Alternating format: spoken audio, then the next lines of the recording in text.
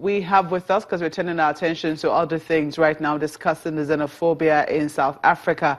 And to provide another perspective on the matter is Comrade Issa Aremu, who is Vice President, Industrial All Global Union and Secretary General, Alumni Association of the National Institute in Kuru, Jos. You're welcome again to Sunrise Daily. It's a pleasure to be here. So what is the perspective of the union, of this union, Industrial All Global Union, on this xenophobia happening in South Africa? It's quite an embarrassment to all of us. And by the way, let me let you know that Industrial Hall is a global union with about 50 million workers, worldwide. 50 million? 50 million, based in Geneva. And interestingly, we have close to 1 million members in Africa. In Africa. And 3/4 of these members, of our members, come from South Africa and Nigeria. For obvious reasons, we are the biggest economies on the continent. We have industries, we have industrial workers who are organized. So we're extremely appalled, we are disgusted about attack on other workers. It's like workers on workers, avoidable violence. And we have issued joint statement, Nigerian affiliates of Industrial together with our counterpart in South Africa as well, very strong that we are opposed to hatred, we are opposed to xenophobia. In fact, we equate xenophobia attacks as equivalent of terror, really. It's sad, but the tragedy of it is also that it's becoming addictive. Started 2008, 2015, and then 2017. And now we're losing close to almost 200 workers, Africans, due to attack on their businesses and their workplaces. I want to commend the media, for bringing, highlighting these issues. It's really channel because you have camera on the ground to know the footage, what was going on. And I think the lesson of this is that, the noise level is very high now in Nigeria. But initially, 2013, 15, there were mostly Zimbabweans, Somalis that were being attacked. And I think the lesson here is that an injury to one is an injury to all. But as despicable as this is, I think we don't need to react. That's our position. We don't need to react to xenophobia with another xenophobia. We have to be careful. Would you say that Industrial All has about 1 million African members, and of this number, 800,000 are shared between Nigeria and South Africa, and as such, you have released a statement to express displeasure and concern over what's going on in South Africa. Do you think that there is a role the unions can play in helping people become more tolerant towards their neighbors? Oh, very well. In any case, we've been playing this role, and I think, as I said before, I try to commend the media for bringing our attention the danger of xenophobia. But it's also important that in a condition of crisis, I think the media should also help to highlight the positive aspects, of responses to this crisis. I'm saying so because, we shouldn't forget, and I listened to President Zuma very well in the tape you just played. I also share the view that you can't say, activities or some misguided elements, a few of them, represent the character, of a nation.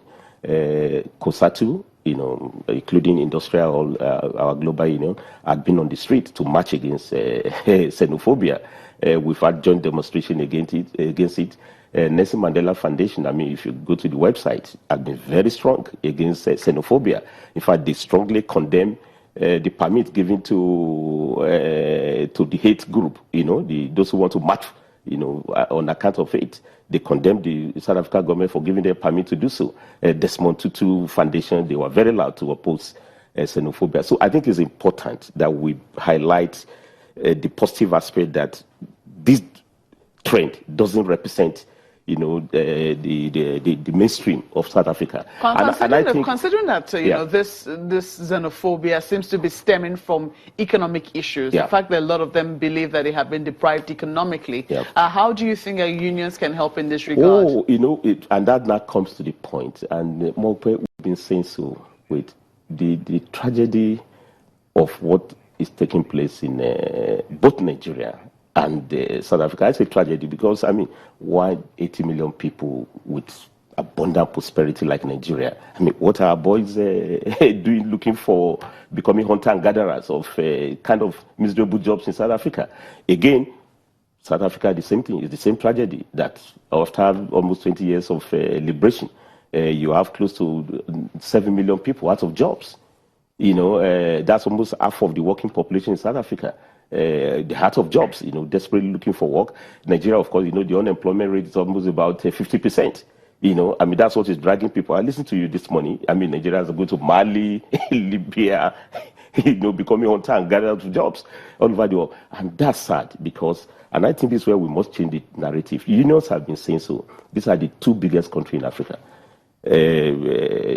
Nigerian GDP is almost close to $500 billion.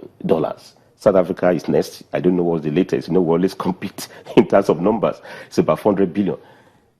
Almost out of the 10 billionaires on the continent, 2 of them come from, 10 of them come from the 2 countries. And yet, we have this huge army of unemployment. So the unions have been arguing that we need development plan, development agenda, to industrialize the country, to employ people and give them decent jobs. And from the point of view of unions, we've been doing a very good job in this respect. We have a bilateral agreement between NLC, Nigeria Labour Congress, and of course COSATU. In fact, we also had TUC of Ghana, for us to merge and create the need for jobs, so that there will be abundant opportunities for all African workers to work. Are you also speaking to the unions here in Nigeria? Are you liaising with the unions here in Nigeria? Because now we see TUC in Nigeria, one asking that the Nigerian government evacuates Nigerians back from South Africa. Is that a position your union shares no, that's well? not the way. I understand. First, government has a responsibility to guarantee lives, and when lives are threatened, we have the right to evacuate them and defend them. But the long-run solution is to promote development agenda. And this way, I want to call for proactive diplomacy on the part of our government. Because labor to labor, we've been engaging in that. I can give an example of my union, where the bilateral arrangement with my counterpart in South Africa, SATU, we used to send organizers, who organize workers there. We also send organizers to organize there. And when the South African organizer came here, they were shocked to discover that they didn't know much about our country. In fact, many of them are applying to stay here, to come here. So we need one people-to-people understanding so that we know what is going on. Then the second important thing is that we have the South African Nigerian Commission. Why do we have to have killings and attack on shop before we see proactive engagement? And what we need to do is that the 2 countries have recorded tremendous growth. Of course, Nigeria is in recession now, but they are not job-led growth. They are not inclusive growth. You have all the GDP rising, but no development for the people. There is massive poverty in those countries. I think we need more proactive action on the part of our government. We don't need to wait for killings, of the poor against themselves. And because it's a battle of the poor against the poor. As I'm talking to you now, see the way we resolve the MTN crisis. I'm talking of the unregistered lines. It was done with diplomacy. There wasn't killing, there wasn't anything. So the same thing should be done when it comes to the poor people. And what I'm saying here is that I would be happy to see Ambassador Lulu, of South Africa, our own minister, Aja Bukar, and the foreign minister to be meeting, engaging. How do we share this prosperity to trickle down to our people? And that requires the need for industrialization. The need for, the case of Nigeria is the most scandalous thing. We export raw materials, import massive jobs. We're eager to have deals with China, rather than to have with ourselves. As we are talking about, Chinese are moving around the continent anyhow. Nobody attacks them. I think we need to look inward, and that requires proactive diplomacy. You get what I'm saying? We don't need to wait for crisis. So in a peacetime, we can engage more. And I think both Nigeria and South Africa can not only employ themselves, if we get the job done, we can have full employment here. Not only employ other Africans.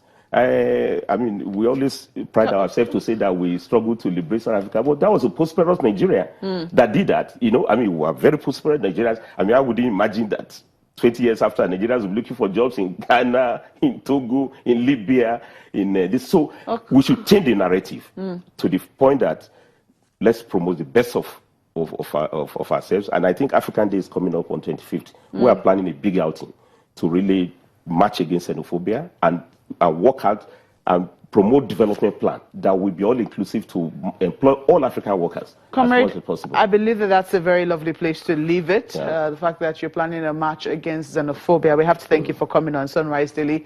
Comrade Issa Aremu is the Vice President, Industrial All Global Union and Secretary General, Alumni Association of National Institute. Whose motto is towards better society. Yeah.